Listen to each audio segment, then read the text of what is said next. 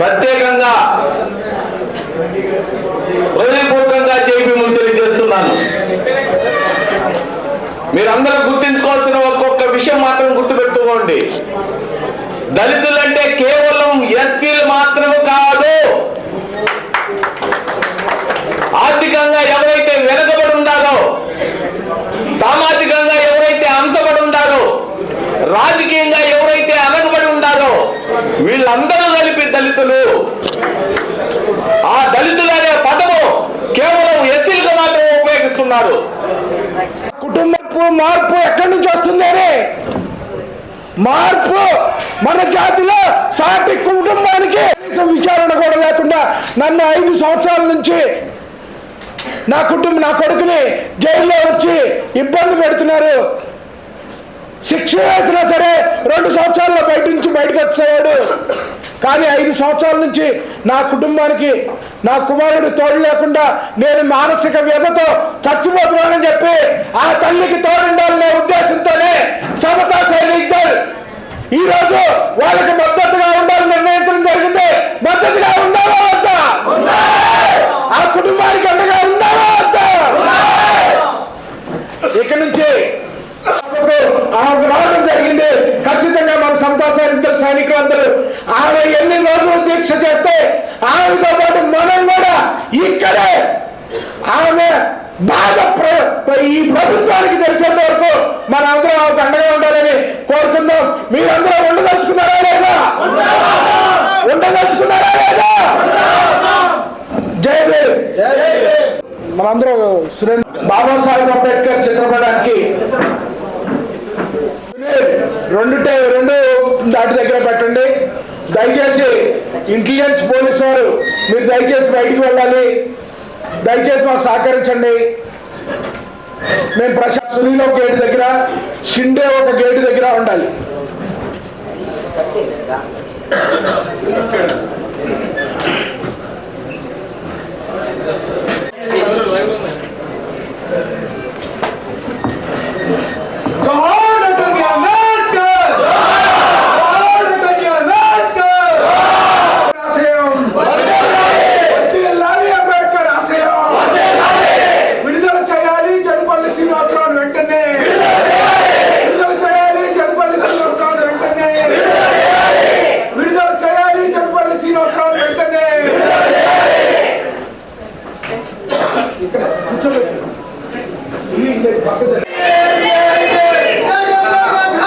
అలాగే జనపల్లి శ్రీనివాసరావు సోదరుడు సుబ్బరాజుకి ఈరోజు ఇచ్చేసిన ఫారూక్ షుబ్లీ గారిని దండవేసి దీక్ష కూర్చోబెట్టారు. అలాగే బీసీ మైనార్టీల ఐక్యత, ఎస్టీ బీసీ మైనార్టీల ఐక్యత, ముస్లిం దళిత్ ముస్లిం దళిత్ ముస్లిం దళిత్ ముస్లిం దళిత్ ముస్లిం దళిత్ ముస్లిం వారు ఎంతకాలం కొనసాగితే అంతకాలం నేను కూడా దీక్ష చేస్తానని చెప్పి ఈరోజు సురేంద్ర గారు కూడా చూసుకోవడం. ఆయనకి మన చిరంజీవి గారు పూర్వం చేస్తారు.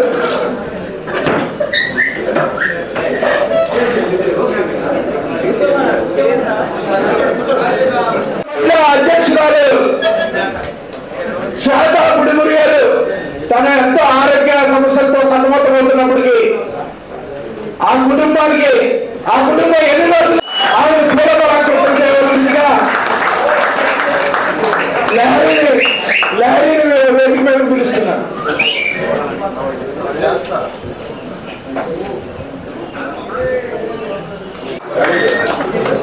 మీరందరూ కూడా స్వచ్ఛందంగా ఎవరైతే పాల్గొనదలుచుకున్నారో అందరూ వచ్చి వారి వెనకాల కూర్చోవలసిందిగా నేను కోరుతున్నాను. దయచేసి మీకు ఏమైనా ఆరోగ్య సంబంధమైన ఇబ్బందులు ఉంటే మీరు ఆరోగ్య సంబంధమైన ఇబ్బందులు లేని వాళ్ళు మాత్రమే కూర్చోవలసిందిగా మిమ్మల్ని కోరుకుంటాను. కూర్చోవలసిందిగా కోరుతున్నాను. రాకేష్ అది కొద్దిగా చివరికి చెప్పాలి.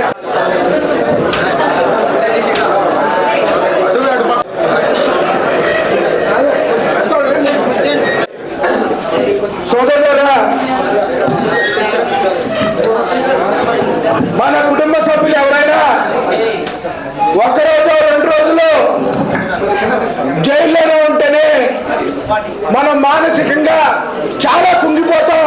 అది అందరికీ తెలిసిన విషయమే. మానసికంగా కూడా చిత్రవదైపోయాడు. అతన్ని జైలు నుంచి బయటికి తీసుకోవడానికి ఈ కుటుంబం ఉన్న ఆస్తులని అమ్ముకోవాల్సి వచ్చింది. ఈ రోజు వాళ్ళకి తినడానికి తిండి లేక జోల పట్టుకొని మా కుమారుణ్ణి విడిపించండి అని అడుక్కోవాల్సిన పరిస్థితి. గత నెల రోజులుగా రాష్ట్రం అంతా తిరుగుతూ, అయ్యా జగన్మోహన్ రెడ్డి గారు కనికరించండి, మీ బాబాయిని చంపిన నేరస్తులేమో బయట బయళ్ళ మీద స్వేచ్ఛగా తిరుగుతున్నారు, నీకు చిన్నపాటి గాయం చేసిన 1 సెంటీమీటర్ కూడా కాదు 0.5 సెంటీమీటర్ గాయం కలిగి చేసిన నా కుమారుడు దళితుడు కాబట్టి 5 సంవత్సరాలుగా బెయిల్ కూడా లేకుండా నిర్బంధంలో ఉన్నాడు. వాడిని దుర్మార్గమైన విషయం. ఒక పక్కన సుబ్రహ్మణ్యం అనే ఒక డ్రైవర్ని చంపి ఇంటికి తీసుకొచ్చి డెలివరీ చేసి, నేనే చంపాను నీ కొడుకుని, ఏం చేసుకుంటారో చేసుకోండి అని చెప్పి అరెస్ట్ అయిన ఎమ్మెల్సీ అనంతబాబు ఏమో 5 నెలలకే బయటకు వచ్చి భారీ ఊరేగింపులు సన్మానాలు చేయించుకుంటుంటే, చిన్నపాటి గాయానికి, అది 0.5 అర సెంటీమీటర్ గాయానికి 5 సంవత్సరాలుగా ఈ దళిత శ్రీనివాసరావు జైల్లో మగ్గిపోతున్నాడు. ఇది న్యాయమా? ఇదే పరిస్థితి మన కుటుంబంలో ఎదురైతే మనం ఎంత బాధపడతాం? జగన్మోహన్ రెడ్డి గారు ఆ రోజు 18 నెలలు జైల్లో ఉంటే ప్రతి మాలపల్లి, ప్రతి గూడెం ఆయన్ని విడుదల చేయాలని చెప్పి కన్నీరు పెట్టుకున్న మాట వాస్తవం. అలాంటిదే ఆయనకి జైల్లో ఉండటం ఎంత బాధాకరమైన విషయమో ఆయనకు కూడా తెలుసు. అలాంటిదే ఒక దళిత యువకుడు 5 సంవత్సరాల నుంచి జైల్లో ఉంటే ఆ కుటుంబం ఎంత మానసిక క్షోభలో ఉంటుందనేది మీరందరూ అర్థం చేసుకోవాల్సిన అవసరం ఉంది. ఆమె కోరుపట్ల నా కొడుకు నిర్దోషి, విడుదల చేయండి అని అంటలా, నా కుమారుడి కనీసం బెయిల్ ఇవ్వండి, విచారణ జరపండి, తప్పైతే వాడి మీద చర్య తీసుకోండి. నిజంగా వాడు చేసిన గాయానికి మా పడితే 1 సంవత్సరం 2 సంవత్సరాలు జైలు శిక్ష పడుద్ది. కానీ విచారణ కూడా జరపకుండానే 5 సంవత్సరాల నుంచి జైల్లో ఉన్నాడు. ఇది ఎక్కడ న్యాయం? వాడిని జైల్లోనే చంపేస్తారేమో అని ఆ తల్లి వేదనతో బాధపడుతుంది. ఆమె వేదనలో న్యాయం ఉందా లేదా? ఉందా లేదా? కనీసం దళితుడు కాబట్టి వాడికి బెయిల్ రాలేదని చెప్పి మేము భావిస్తున్నాం. జగన్మోహన్ రెడ్డి అనే వ్యక్తి ఒక పవర్ఫుల్ వ్యక్తి, ఈ వ్యవస్థల్ని శాసించే వ్యక్తి కాబట్టి 5 సంవత్సరాల నుంచి ఒక దళితుడిని బయటికి రాకుండా నిర్బంధంలోంచి వేధిస్తున్నారని మేము భావిస్తున్నాం. అతన్ని విడుదల చేసేంత వరకు జగన్మోహన్ రెడ్డి ఏం జరిగిందో కోర్టుకు వచ్చి సాక్ష్యం చెప్పమని చెప్పి కోర్టు ఇప్పటికి 20 సార్లు సమన్లు పంపించినా సరే జగన్మోహన్ రెడ్డి కనీసం కోర్టుకు హాజరవ్వలేదు. జగన్ వచ్చి కోర్టుకు వచ్చి సాక్ష్యం చెప్తే శిక్ష వేసినా సరే ఆల్రెడీ శిక్షాకాలం పూర్తి అయిపోయింది కాబట్టి బయటకు వచ్చేవాడు. కావాలని ఈ కేసులో నిజాలన్నీ బయటకు వస్తాయని కోర్టుకు వచ్చి కనీసం సాక్ష్యం చెప్పకుండా వాయిదాల మీద వాయిదాలు అడుగుతూ మళ్ళీ విచారణ చేయమని హైకోర్టులో పిటిషన్లు వేస్తూ ఆ కుర్రోడిని బయటికి రాకుండా అడ్డుకుంటున్నాడు జగన్మోహన్ రెడ్డి గారు. నిజంగా నువ్వు దళితులకు మేనమావ అంటున్నావు జగన్మోహన్ రెడ్డి గారు, నువ్వు నిజంగా మేనమావ అయితే ఆ దళితుడు బయటికి రాకుండా ఎందుకు అడ్డుకుంటున్నావు అని చెప్పి మేము ప్రశ్నిస్తున్నాం. ఈ కుటుంబానికి అలాగే కోడికత్తి శ్రీనివాసరావు అలియాస్ జనిపల్లి శ్రీనివాసరావు అనే వ్యక్తి బయటకు వచ్చేంత వరకు సమతా సైనిక దళ చేసే పోరాటంలో మీరందరూ మా అందరితో తోడుగా ఉండాలని, మీరందరూ మాకు అండగా ఉండాలని చెప్పి కోరుకుంటూ సెలవు తీసుకున్నాను. జై భీమ్, జై భీమ్, జై భీమ్. అలాగే మనకు మద్దతుగా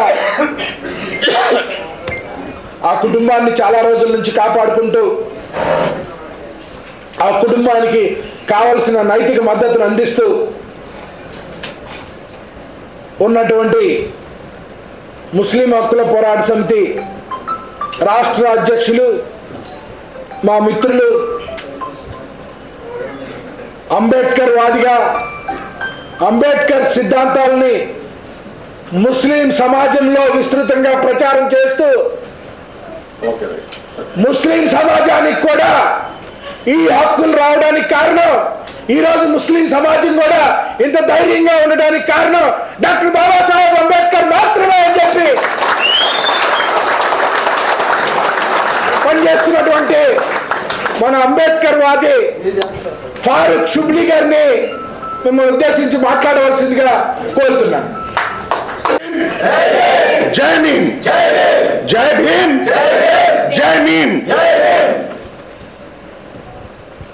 నిజంగా ఈరోజు ఏదైతే సమతా సైనిక్ దళ్ ఒక అన్యాయానికి మారుపేరుగా నిల్చున్నటువంటి పరిస్థితిలో ఉన్నటువంటి ఒక కుటుంబానికి సమతా సైనిక్ దళ్ బాసటగా నుంచుంది. ఈరోజు నేను యాజ్ ఏ ఫారూక్ షుబ్లీగా, లేకపోతే ఒక మైనారిటీ హక్కుల పరిరక్షణ సమితి వేదికకి అధ్యక్షుడుగా ఏమాత్రం కూడా ఇక్కడ రాలేదు. నేను ఒక మానవతావాదిగా అంబేద్కర్ ఆశయాలను, అదేవిధంగా దళిత్ ముస్లింలు ఇద్దరు కలిసి ఏదైతే బాబాసాహెబ్ అంబేద్కర్ ఆశించినటువంటి రాజ్యాధికారం ఉందో ఆ రాజ్యాధికారం మనం ఇద్దరం కలిసి సాధించాలి అన్న ఏదైతే నిశ్చయం, దృఢ నిశ్చయం మన మనసులో ఉందో అందుకోసం దాన్ని ఇంకా దృఢంగా మన రెండు సమాజాల్లో కూడాను తీసుకెళ్ళడానికి ఈరోజు ఒక అంబేద్కర్ వాదిగా మీ ముందుకు రావడం జరిగింది. ఏదైతే ఈ రోజు ఉందో సమతా సైనిక్ దళ్ చేపట్టినటువంటి ఏదైతే ఈ దీక్షలో ఈరోజు సావిత్రిదేవి గారు అదేవిధంగా అతని సోదరుడు కోడికత్తి సీను సోదరుడు ఈరోజు వీళ్ళిద్దరూ అనేకమైనటువంటి ఇష్యూస్తో వీళ్ళందరూ కూడాను సతమతమవుతుంది.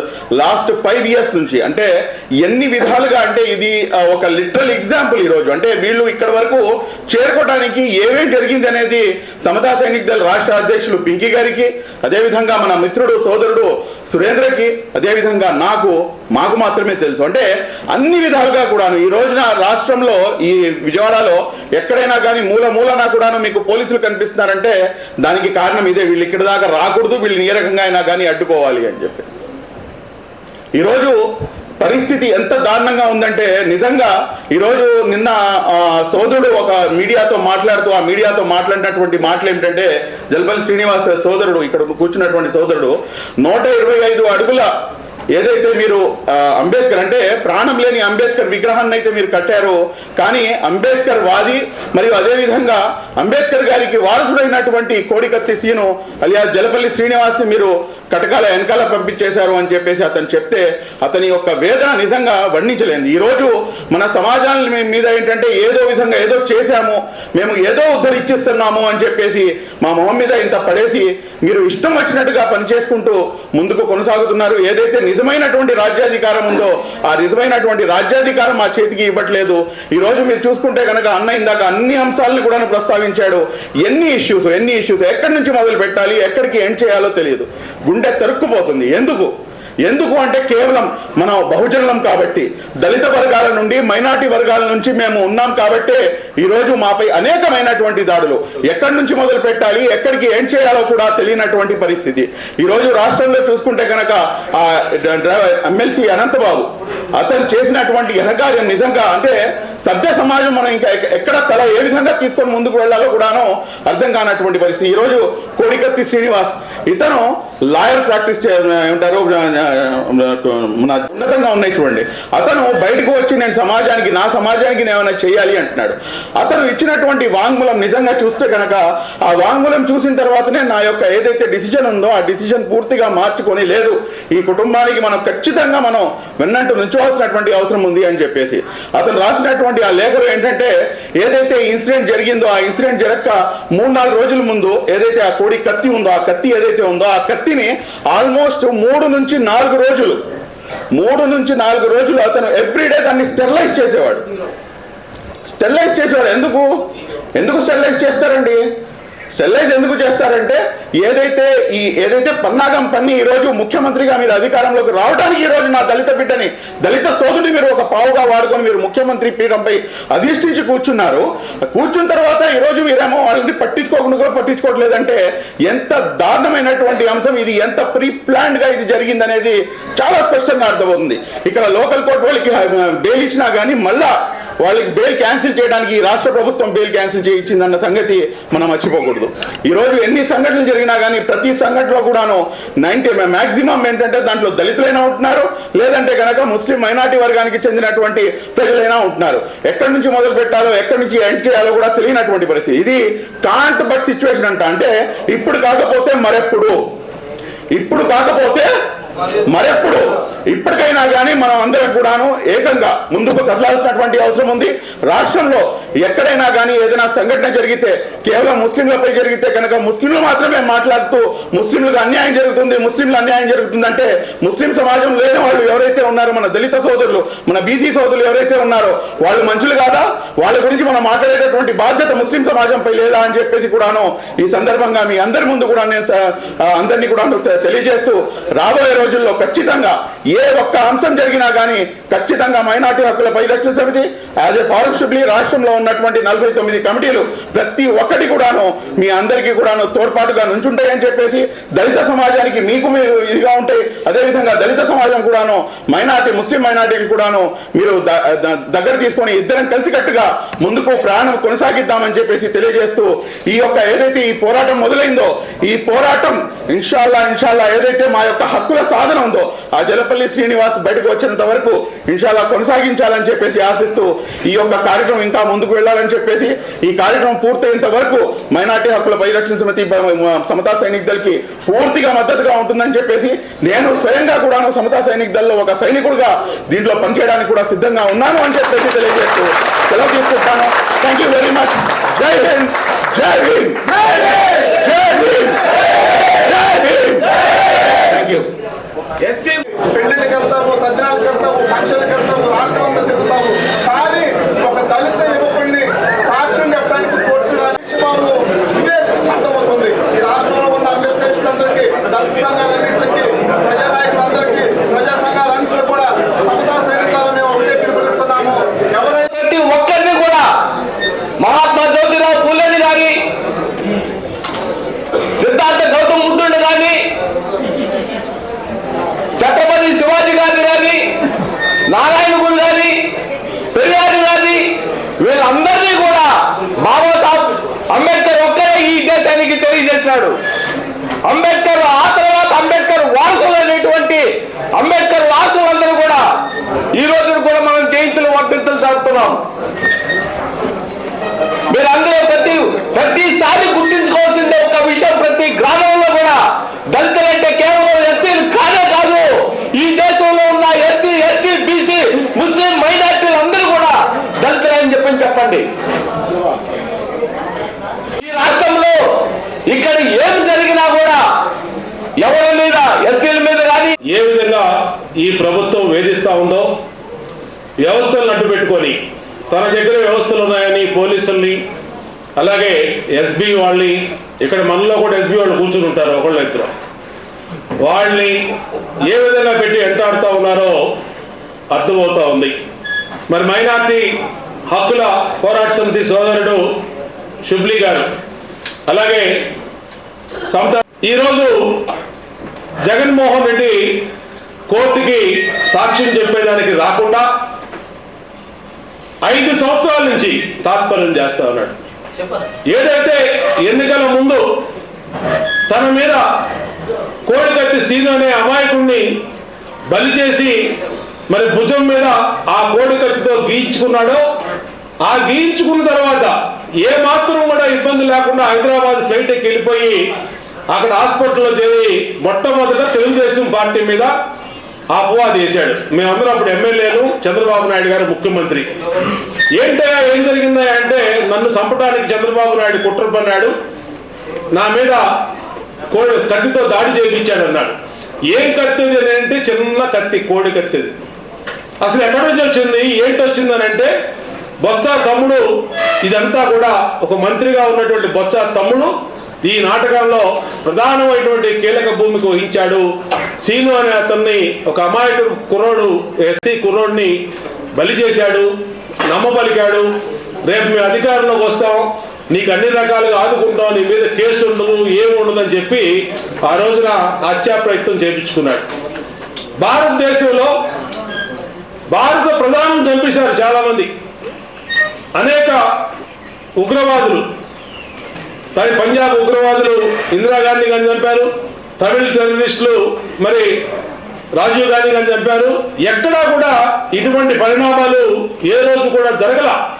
హత్య కేసు జరిగినప్పుడు కూడా బెయిల్ వచ్చేసినాయి వాళ్ళకి. బాబాసాహెబ్ బిఆర్ అంబేద్కర్ గారు రాసినటువంటి రాజ్యాంగం ప్రకారం ఫండమెంటల్ రైట్స్ ఉన్నాయి మనందరికీ. ఎవరికైనా భారత పౌరుడిగా పుట్టిన, ఈ గడ్డ మీద పుట్టినటువంటి ప్రతి ఒక్కరికి కూడా కొన్ని హక్కులు ఆయన రాజ్యాంగంలో ఇచ్చాడు. ఆ హక్కుల ప్రకారం విచారణ చేసి, విచారణ ఆలస్యం అవుతున్నప్పుడు తాత్కాలికమైనటువంటి బెయిల్ ఇవ్వాలి. అలాంటిది కోడికత్తి సీను కేసులో 307 కేసు, అది హత్యాయత్నం కేసు. హత్యా ప్రయత్నం జరిగినప్పుడు ఎవరైతే విక్టిమ్ ఉన్నాడో చనిపోలా, చిన్న గీత పడింది అతనికి. ఆ గీతకి హైదరాబాద్ వెళ్ళి వైద్యం చేయించుకున్నాడు. ఎక్కడా కూడా ఒక గంట కూడా అతను కనీసం హాస్పిటలైజ్ చేసినటువంటి పరిణామాలు కూడా లేవు. అదే గాయంతో ఫ్లైట్ ఎక్కి వెళ్ళిపోయాడు జగన్మోహన్ రెడ్డి ఆ రోజు. ఇవాళ మనం ఆలోచన చేయాలి. మేము అందుకనే తెలుగుదేశం పార్టీ డిమాండ్ చేశాం, న్యాయ వ్యవస్థ కూడా ఆలోచన చేయాలి. ఎందుకు మనిషి హక్కుల్ని, శ్రీనివాస హక్కుల్ని హరించే విధంగా 5 సంవత్సరాల పైన జైల్లో మగ్గిపోయే పరిస్థితి. నిజంగా కనుక ఆ కోర్టు, ఎన్ఐఏ కోర్టు కనుక తీర్పు చెప్పుంటే 2 సంవత్సరాలు 3 సంవత్సరాలు శ్రీనివాస శిక్ష పడేది. నిజంగా తప్పు చేశాడు అనుకుందాం, తప్పు చేశాడని కోర్టు నమ్మింది, 2 సంవత్సరాలు 3 సంవత్సరాలు శిక్ష పడేది. ఈ పార్టీకి బయటకు వచ్చి తన తల్లికో అన్నకో అండగా ఉండి ఇవాళ ప్రజల మధ్య, మన మధ్య మనలాగే ఉండేవాడు. అలాంటి పరిస్థితి లేకుండా ఈరోజు 5 సంవత్సరాల నుంచి కేవలం జగన్మోహన్ రెడ్డి ఎవరైతే విక్టిమ్ ఉన్నాడో కోర్టుకు వచ్చి విట్నెస్ చెప్పకపోవడం వల్ల, ఐడెంటిఫై చేయకపోవడం వల్ల, మళ్ళీ దాని తర్వాత ఎంక్వైరీ నా మీద సరిగ్గా జరగలేదు, ఎన్ఐఏ ఎంక్వైరీని మళ్ళీ ఇంకో పిటిషన్ వేశాడు జగన్మోహన్ రెడ్డి. నీకేమో అమెరికా వెళ్ళడానికి టైం ఉంది, లండన్ వెళ్ళడానికి టైం ఉంది, యూరోప్తో స్పెషల్ ఫ్లైట్లో విదేశాలు తిరగడానికి నీ కుటుంబంతో టైం ఉంది. కానీ 2 కిలోమీటర్ల అవతల తాడేపల్లి నుంచి విజయవాడ వచ్చి కోర్టులో సాక్ష్యం చెప్పేదానికి నీకు టైం లేదు. నేను అడుగుతా ఉన్నా, అదే నీ సామాజిక వర్గం ఏ రెట్టినో అయింటే ఇలాంటి సంఘటన నిన్నాడు ఊరుకునేవాళ్ళ? నువ్వు రాకుండా ఉండేవాడివా? ఎందుకు అంటే ఒక దళిత సోదరుడు, ఒక ఎస్సీ కుటుంబం, అయితే వెనకాల ఎవరు లేరు, వాళ్ళకి ఆర్థిక స్తోమత లేదు కాబట్టి నేనేం చేసినా చెల్లుద్ది అనే అహంకారం, గర్వంతో ఇవాళ జగన్మోహన్ రెడ్డి వ్యవహరిస్తున్నటువంటి తీరు ఇది దుర్మార్గమైనటువంటి చర్య. ఎందుకంటే రాజకీయాలు కాదు, మేము రాజకీయాలు చేయాలంటే బయట చాలా చేసుకుంటాం. ఒక మానవత్వంతో తోటి మనిషికి ఇంత పెద్ద సమస్య వచ్చినప్పుడు అండగా ఉండాలనే కారణంతోనే ఇవాళ చంద్రబాబు నాయుడు గారు నన్ను ఇక్కడికి పంపించడానికి కూడా కారణం. రాజకీయాలకు అత్యధికంగా సమతా దళ ఆధ్వర్యంలో జరుగుతున్నటువంటి కార్యక్రమంలో మేము ఎందుకు వచ్చామంటే ఇది తప్పు. ఇది తోటి మానవుడికి, ఒక మనిషికి జరుగుతున్న అన్యాయం. ఏదో 5 నెలలు 2 నెలలు సంవత్సరం పాటు రిమైండ్లో ఉంటే పర్లా, 5 సంవత్సరాలు జైల్లో మగ్గిపోతున్నాడంటే అసలు ఆ సీను ఎలా ఉన్నాడు, లోపల ఏ విధంగా ఉన్నాడు, ఎంత మానసికంగా కుంగిపోతా ఉన్నాడు చేయిన నేరానికి. అతను 50,000 రూపాయల కోట్లు సిఐడి వాళ్ళు, సిబిఐ వాళ్ళు సీజ్ చేశారు. 1,00,000 కోట్ల పైన అతను ప్రభుత్వ ఆస్తులు దొంగతనం చేశాడని చెప్పి అతను జైల్లో పెట్టారు. మరి సీను ఏం చేశాడు? సీనుకి ఏమైనా దీంట్లో ₹1 ప్రయోజనం ఉందా? నీ మాటలు నమ్మి ఒక అమాయకుడైనటువంటి చిన్న కుర్రాడిని మభ్యపెట్టి ఈ విధంగా నీ మీద అత్యాయత్నం జరిగిందని సానుభూతితో ఎన్నికల్లో ముఖ్యమంత్రి అయ్యావు. నీ లక్ష్యం నెరవేరింది. నీ లక్ష్యం నెరవేరినాక ఎందుకు ఇంకా మళ్ళీ ఇప్పుడు ఎన్ఐఏ ఎంక్వైరీ అడిగావు? ఎన్ఐఏ ఎంక్వైరీ ఏంటండి? ఎవరన్నా ఆంధ్రప్రదేశ్లో ఎన్ఐఏ ఎంక్వైరీ అనేది ఏ రోజున జరిగిందా? చంద్రబాబు నాయుడు గారి మీద అంత పెద్ద బాంబ్ అటాక్ జరిగి స్పాట్లో చనిపోవాల్సినటువంటి చంద్రబాబు నాయుడు గారి మీదే ఎన్ఐఏ ఎంక్వైరీ జరగలా, సిబిఐ ఎంక్వైరీ జరిగింది. అలాంటిది చిన్న గీత, కోడికత్తి గీత పడినటువంటి జగన్మోహన్ రెడ్డి ఎన్ఐఏ పోలీసులు పిలిపించుకొని ఇదంతా ఒక పథకం ప్రకారం స్ట్రాటజీలో భాగంగా చేసి శ్రీనివాసుని ఇరికిచ్చారు ఈ కేసులో. దీని మీదే ఇవాళ మనందరం కూడా ఆలోచన చేయాలి. ఈరోజు అంబేద్కర్ గారి వారసులైనటువంటి దళితుల్ని ఇబ్బంది పెడుతూ దాదాపు 300 మంది మాస్క్ అడిగినందుకు డాక్టర్ సుధాకర్ని నడి రోడ్డు మీద కొట్టి చంపేశారు. సీఎం ఇంటి పక్కన నాకు రక్షణ ఉంటుందని వచ్చినటువంటి ఒక దళిత కుటుంబం, అంటే కొత్తగా పెళ్ళైనటువంటి కుటుంబం కృష్ణానది ఒడ్డుకు వస్తే ఆ అమ్మాయి మీద రేప్ చేసి ఇవాళ వెంకటరెడ్డి అనే ముద్దాయిని ఇంతవరకు పట్టుకోవాలా. తడకాకాల్లో ఒక దళిత యువతి ఇంజనీరింగ్ కంప్లీట్ చేసినటువంటి యువతులు నడి రోడ్డు మీద పొడిచి చంపేశారు. ఎన్ని జరిగినాయి? 300 మంది లెక్కలు ఉన్నాయి మా దగ్గర. ఊచకోతకు వస్తున్నాడు. ఒకవైపు ఎస్సీ ఓట్లతో ఎస్సీల మద్దతుతో అధికారంలోకి వచ్చి కుట్రలతో అధికారంలోకి వచ్చి ఈరోజు వాళ్ళనే ఊచకోతకు వస్తూ, మరొక వైపు అంబేద్కర్ గారి విగ్రహం. నీకు అసలు అంబేద్కర్ గారి పేరు ఉచ్చరించే అర్హత ఉందా జగన్ రెడ్డి అని అడుగుతా ఉన్నా. కనీసం ఆ పేరు పలికే అర్హత కూడా లేదు. అంబేద్కర్ గారి వారసులైన పేద దళిత ఎస్సీ కుటుంబాల్ని నాశనం చేస్తున్నటువంటి నువ్వు డబ్బున్నాడుకోవో ఒక న్యాయం, డబ్బు లేని శ్రీనివాసులు అంటాడుకో ఒక న్యాయం. కోర్టులకు వెళ్ళవు, సాక్ష్యం చెప్పు. పోనీ నీకేమన్నా ప్రాణహాని జరిగిందా? నువ్వేమన్నా ఆ రోజు దళిత శ్రీనివాసులు చేసేసిన దానికి నువ్వేమో పోయావా? బతికే ఉన్నావు కదా. నీకేం నొప్పి వచ్చింది? గంటలో ఫ్లైట్ ఎక్కి హైదరాబాద్ వెళ్ళిపోయావు. మేము నేను పొమ్మంటల్లా, నేను ఉండమనే కోరుతా ఉన్నాం. కానీ ఏంటిదంతా 5 సంవత్సరాల కనీసం 307లో ఉన్నటువంటి చట్టం ప్రకారం కోర్టు శిక్షించినా అతనికి 3 సంవత్సరాలు శిక్ష పడదు. నిజంగా కనుక కోర్టు నమ్మి శ్రీనివాస్ కావాలనే చేశాడు, కోడికత్తితో అతన్ని జగన్మోహన్ రెడ్డిని పొడిచాడు, అతని మీద అత్యాయత్నం చేశాడు అని కోర్టు నమ్మినా అతనికి 3 సంవత్సరాలు శిక్ష పడదు. ఇచ్చి విట్నెస్ లో కూడా రాకపోతే తీసుకెళ్లి లోపలేస్తారు. కోర్టు అది చెప్తుంది, సెక్షన్లో చెప్తా ఉన్నాయి. విట్నెస్ అయినా సరే కోర్టుకు రాకపోతే వారెంట్ ఇచ్చి పిలిపించి అతన్ని అరెస్ట్ చేయొచ్చు, అతన్ని కోర్టు ముందు నిలబెట్టవచ్చు. కానీ జగన్మోహన్ రెడ్డి విషయంలో అది జరగల. అంటే వ్యవస్థలను ఏ విధంగా మేనేజ్ చేస్తాం? హైదరాబాద్లో సిబిఐ కోర్టుకి దాదాపు 300 వాయిదాలు పైగా దానికి వెళ్ళా. ఇక్కడ జరిగినటువంటి కోడికత్తి సీను కేసులో ఏ రోజు కోర్టుకు వెళ్ళా. ఇవాళ దళిత ఎస్సీ కురోడు అనే కదా నీ నిర్లక్ష్యం. నేను అందుకని అడుగుతా ఉన్నా, నీ సామాజిక వర్గానికి చెందినోడైతే నువ్వు ఊరుకునేవాడువా? నీ వరకు ఊరుకునేదా?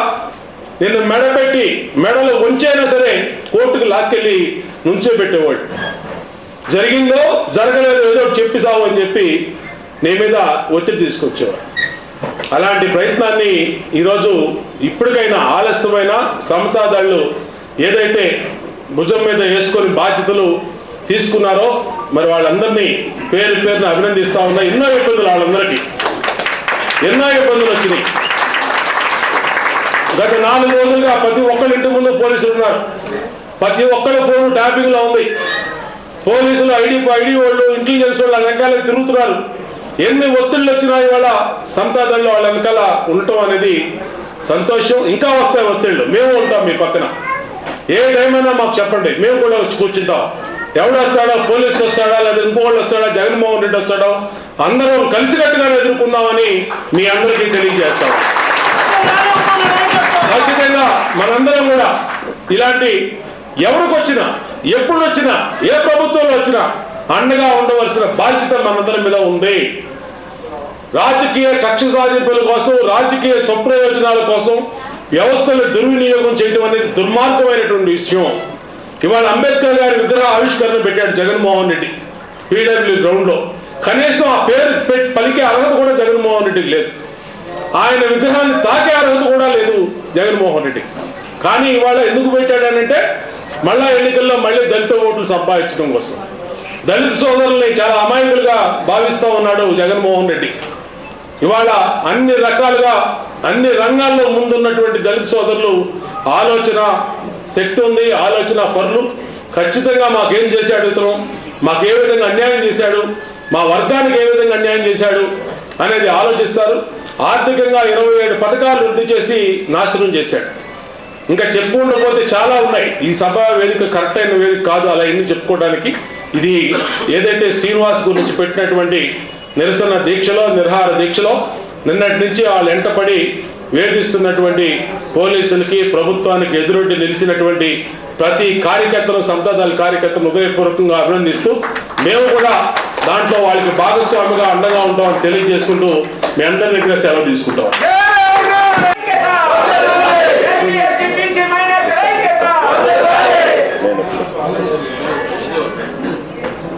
వాళ్ళకి న్యాయబద్ధంగా నిలబడి ఉంటామని అంబేద్కర్ సాక్షిగా మేము ప్రమాణం చేస్తున్నాం. ఈరోజు జగన్మోహన్ రెడ్డి గారు ఒకటి కాదు, రెండు కాదు, దళితులకి ఏ ఒక్క పథకం ఇచ్చాడని ఆయన చూపించుకోవడానికి కూడా ఏది లేదు. ఆఖరికి సప్లాన్ నిధులు కూడా తక్కువ వచ్చినటువంటి కర్మ ఈ జగన్మోహన్ రెడ్డి గారి ప్రభుత్వంలో ఉంది అంటే మనం ఒక్కసారి ఆలోచన చేయాలి. ఈరోజు ఎలక్షన్ టైం కాబట్టి, ఈరోజు దళితులు గుర్తొచ్చారు కాబట్టి బాబాసాహెబ్ అంబేద్కర్ గారి విగ్రహాన్ని పెట్టి మన దళిత ఓట్లని దండుకొని మళ్ళా ఒక్కసారి సీఎం సీటుని ఎక్కి కూర్చున్నారనే ఆలోచనలో ఉన్నారేమో. అయ్యా, నీ పని అయిపోయింది, నీ కథ ముగిసింది, నీ పార్టీకి కూడా అంతం ఆరంభమైపోయింది. అది సమతా సైనిక్ దళని కూడా ఈ సభాముఖంగా తెలియజేస్తున్నారు. కోడికత్తి శ్రీను గారికి ఒక టెర్రరిస్ట్ కూడా ఉండదేమో నాకు తెలిసి ఆ శిక్ష. ఒక సంఘ విద్రోహ శక్తులు కూడా ఆ శిక్ష ఉండదేమో. మరి 5 సంవత్సరాలు నరక యాతన అనుభవిస్తున్నాడా? మరి ఆయన కనబడలేదా? 400 కోట్లతో నిర్మించినటువంటి విగ్రహం కంటే దళితులకి న్యాయం చేయాలనేటువంటి ఆలోచన మీకు రాలేదా అని ఈ సభాముఖంగా మీకు అడుగుతా ఉన్నాం. ఇక్కడి నుంచి ప్రతి జిల్లాలో కూడా సమతా సైనిక్ దళ వాళ్ళు మీ యొక్క పతనానికి నాందిగా అంబేద్కర్ విగ్రహాల దగ్గర దీక్ష కూడా కూర్చోబెట్టేటట్టుగా మా యొక్క కార్యదర్శి సురేంద్రన్న గారు మరియు పింకీ అన్న గారు వీళ్ళిద్దరి నాయకత్వంలో ప్రతి జిల్లాలో కూడా సమతా సైనిక్ దళ శ్రీలంకకి మద్దతుగా అన్ని జిల్లాలలో, అన్ని నియోజకవర్గాలలో కూడా ఉద్యమం లేవనెత్తుతాము. అదేవిధంగా ఆయనకి న్యాయం జరిగేంత వరకు కూడా పోరాటానికి మేము సిద్ధపడి ఉంటామని కూడా తెలియజేస్తూ సెలవు తీసుకుంటున్నాం. జై భీమ్.